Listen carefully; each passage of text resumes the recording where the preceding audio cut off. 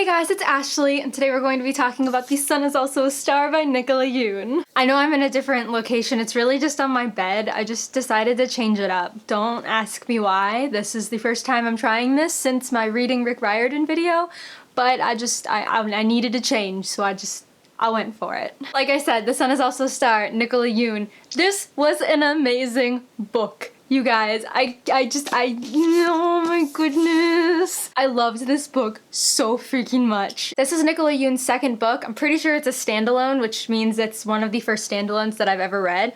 And it was really good, if I haven't said that enough already. Basically, you have this girl named Natasha whose family is being deported to Jamaica at 10 o'clock the night the story is taking place. During the day, she's trying to do anything that she can to stop the deportation because she does not want to go back to Jamaica because she does not feel that it's her home. On the opposite side, we also follow Daniel. He is a Korean American and his family wants him to be successful, and by successful they mean go to college, go to Yale, become a doctor. Daniel, on the other hand, does not want that.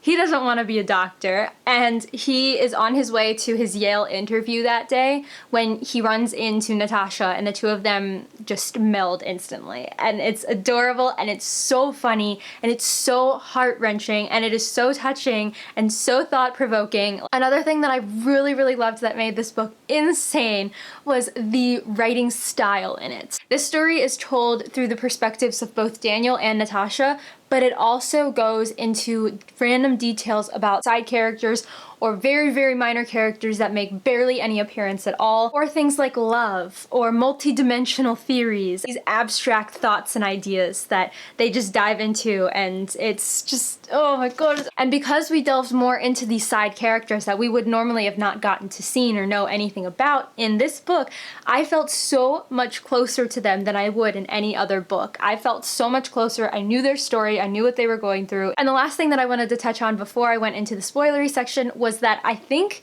the word is the butterfly effect, but that is what I got from this book. I was talking to Jules, who used to have the channel Page by Page. I was talking to her and she brought that up, that it sounded like the butterfly effect, which I think is the theory that one action has a ripple effect, right? Maybe. The way that it's portrayed is really, really thought-provoking. I'm not gonna talk about any more because I don't want to spoil any of this for you. You really should go into this blind, not expecting anything. So I will leave you there. Please leave if you haven't already read this book because you really, you don't want to be spoiled for this book. You want to just go into this and you want to experience this book and you want to love this book, and you will not regret it. If you haven't already read it, please leave, come back, and then we can discuss when you have read it. So bye, non-spoiler people. Alright, so the first thing that I noticed about this book that I wrote in my notes was that Daniel is so funny. Holy shit. This kid is so sarcastic and so funny. Like the second chapter that's in his point of view in this book, the first line is, "Reasons I think Charles J. Wanbei, aka Charlie, is an asshole, in no particular order." And then he lists them all out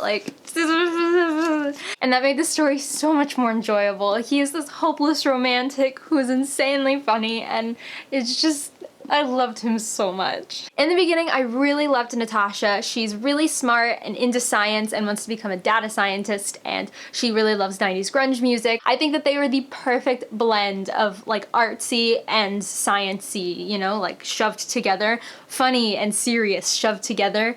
You know, hopeless romantic and dead facts shoved together. It was a perfect blend. As we got to go deeper into the story, we saw more of their family and their familial backgrounds, and I loved the differences between that too. Toward the end of the story, we realized, or at least I realized, that Daniel's dad was so busy living in the past that he was afraid for his son's future. He was afraid that they would end up like him. They wouldn't have the American dream, and so he was pushing them to do stuff that they didn't want to do.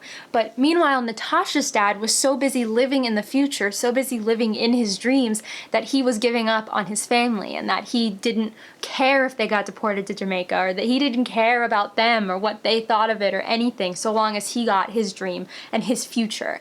And I loved that dynamic. I loved the differences, and I loved how that influenced each, Daniel and Natasha in their own way. So when Daniel and Natasha first meet, Oh my goodness, when Daniel takes her into the coffee shop and he's trying to prove to her that he can scientifically get her to fall in love with him by answering these questions and staring lovingly into each other's eyes for 4 minutes straight. That was so funny and so adorable. The scene in Norbang, the karaoke bar, when all of a sudden they just start making out and it's like this holy crap, I found the one kind of deal. That scene was so cute.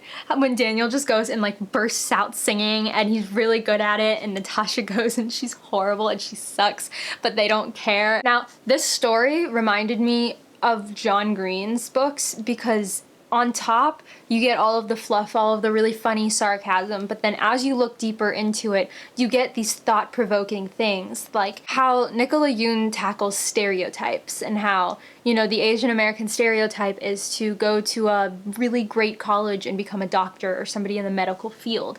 But Daniel doesn't want anything to do with that. He wants to become a poet. He wants to write poetry. He wants to do art. And Natasha, meanwhile, is a girl, and the stereotype of girls in today's society is not to go into the math and science fields. It's to do anything else, and that is what she's pursuing. And I loved how they just fought against these stereotypes the entire story. There was a quote that Natasha said in this book that really stuck with me. She said, "It's not up to you to help other people fit you into a box." So because this story takes place in really just one day, like a 12-hour period, there's major insta love, okay? Like, they meet and 6 hours later they're making out and falling in love. But I just think that it was written so well that I was able to just look over that completely and just fall in love with these characters myself. And I think that that takes some skill, because a 12-hour book where they fall in love so quickly is so unrealistic, but it was just written so well that I just completely overlooked that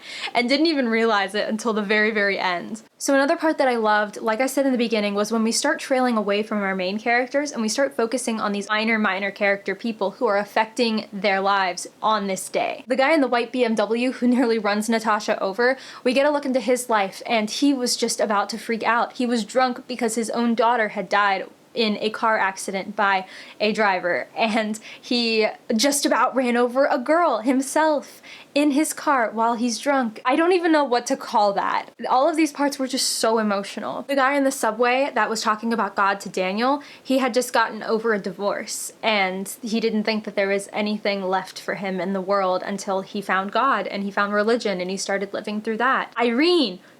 I'm not even gonna get into Irene until the end, so I'm just gonna leave her. I'm gonna leave her to the side because I have some feelings about Irene, okay? Attorney Fitzgerald.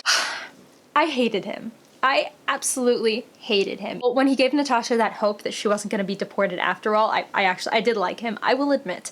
But I did 100% hate him when he missed the judge's appointment to stop Natasha's deportation. What the fuck? He was going to his paralegal's house to sleep with her or to do something, and he missed the judge's appointment. Oh my goodness. The whole end could have been completely avoided if he had just gone to that stupid judge's meeting. This is what I mean by the butterfly effect. His actions affect them, and their actions affect somebody else, and oh my,